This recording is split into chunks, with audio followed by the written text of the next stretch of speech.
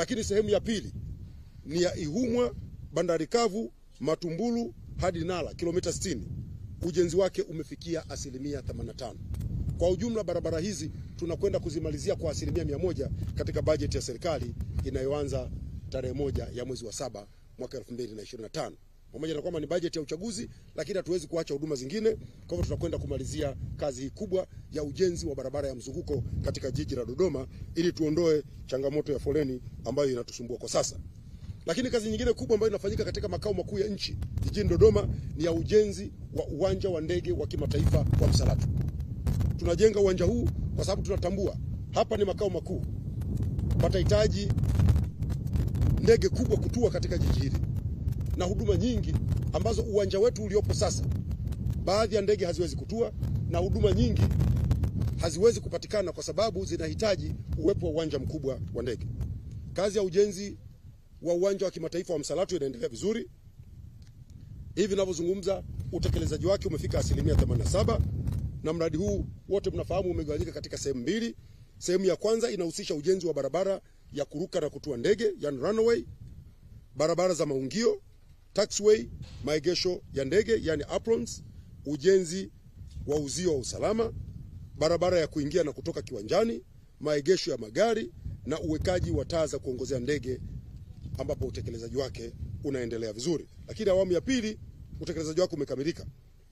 Lakini awamu ya pili inahusisha jengo la abiria, mnara wa kuongozea ndege na majengo mengine ambayo ujenzi wake pia umefika 53.1%. Nataka niwahakikishie katika mwaka huu wa fedha ujenzi wa uwanja wa ndege wa kimataifa wa Msalato pia utaendelea, na malengo yetu ni kwamba katika mwaka huu wa fedha ndege zitaanza kutua Msalato. Kuna baadhi ya kazi katika ujenzi wa uwanja huu zitaendelea, lakini kazi hizi hazizuii ndege kuanza kutua katika uwanja wetu wa Msalato kwa sababu tunahitaji baadhi ya huduma zianze kutolewa sasa. Juzi wakati nikiwa kwenye ndege nikutana na jamaa zangu, wananiambia bwana, hizi Airbus kwa nini tunaziona Dar es Salaam hatuzione Dodoma? Nikamwambia muda mfupi zitaanza kutua Dodoma. Airbus kwa uwanja tulionao ikiwa full capacity, ikiwa na abiria wote imejaa, uwanja wetu ule ni mfupi, lazima ipate uwanja mrefu. Kwa hiyo uwanja wetu wa Msalato utakapoanza kufanya kazi, Airbus, Boeing, Dreamliner zote zitaanza kutua pale, na tutafurahia uwekezaji mkubwa ambao nchi yetu imeufanya katika shirika letu la ndege la ATCL.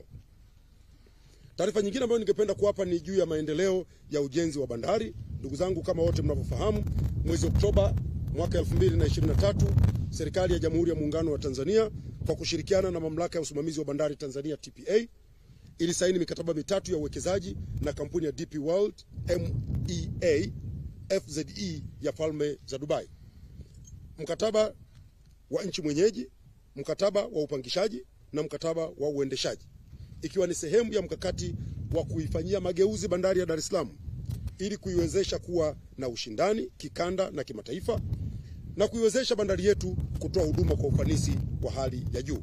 Sasa najua katika siku 2-3 kumekuwa na maneno mengi. Uwekezaji ule, uwekezaji ule, uwekezaji ule. Mimi ndio msemaji mkuu wa serikali. Nataka niwaambie wote wanaotumia majukwaa, simalizi neno la mwisho, kupotosha serikali ipo na itakuwa inatoa ufafanuzi wakati wote. Moja kati ya mambo makubwa na mazuri yaliyofanywa kwa maono na umahiri wa Mheshimiwa Dr. Samia Suluhu Hassan ni uwekezaji katika bandari yetu ya Dar es Salaam. Na kwa sababu siku 2-3 yamezunguka maneno, nitarudia kusema manufaa makubwa na faida kubwa tunazozipata kutokana na uwekezaji kwenye bandari yetu ya Dar es Salaam. Na ningependa hili jambo lieleweke. Kwenye mambo haya ya msingi itakuwa bumper to bumper, data kwa data. Ni lazima Watanzania wapate tafsiri sahihi. Natambua kwamba huu ni mwaka wa uchaguzi. Ni vizuri Watanzania waende kwenye uchaguzi wakiwa na taarifa sahihi ili wafanye uamuzi sahihi kwenye uchaguzi.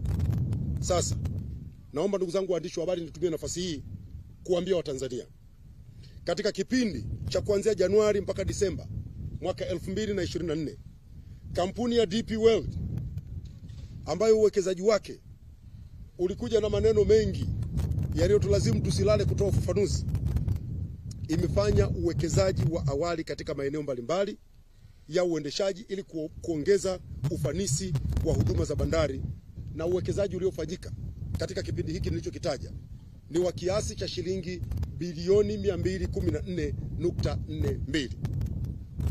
Yamefanyika mambo gani? Kwanza, umefanyika uwekaji wa mitambo minne aina ya rubber tired gantry crane.